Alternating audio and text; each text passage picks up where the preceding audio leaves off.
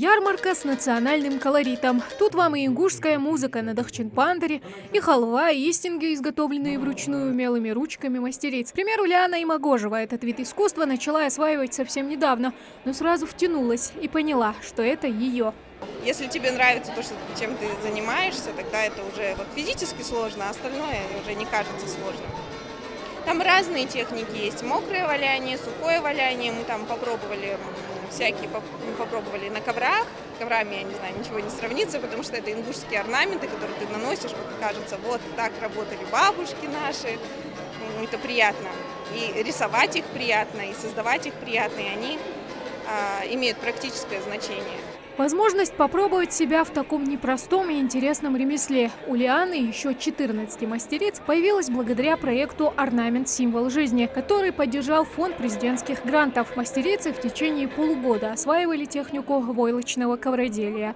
Все, что душе угодно. Здесь и изделия из дерева, бумаги, железа, бисера. Что называется, работы на любой вкус и кошелек. К примеру, мастер-прикладник Марет Наурузова пробует себя сразу в нескольких жанрах. Так ей лучше удается передавать свои мысли и переживания в своих творениях. У меня здесь тоже свои работы, орнаменты из бумаги, модуль оригами и квилинг у меня. Я занимаюсь уже 3-й год.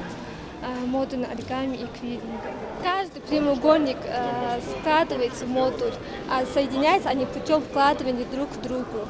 Творения, в которых видна душа творца, а не штрих-код, как на штампованных на конвейере изделиях. Пока одни стоят в очереди за истингом, другие разглядывают башенные скульптуры из различных материалов. Никто не остается в стороне от такого яркого события в жизни народных промыслов. Глаза разбегаются, очень много красоты. Но больше всего мне нравится изделие из дерева. Вот, допустим, эта ручка. Это ручная работа, это ручная вырезка. Есть еще и лазерная вырезка. Но это намного лучше, больше ценится и больше времени уходит на это. Но результат того стоит.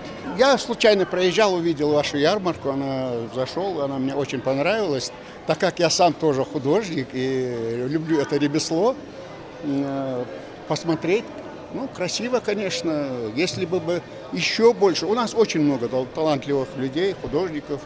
Если вот это все объединить по республике, да, наверное, бы нам этого места было мало.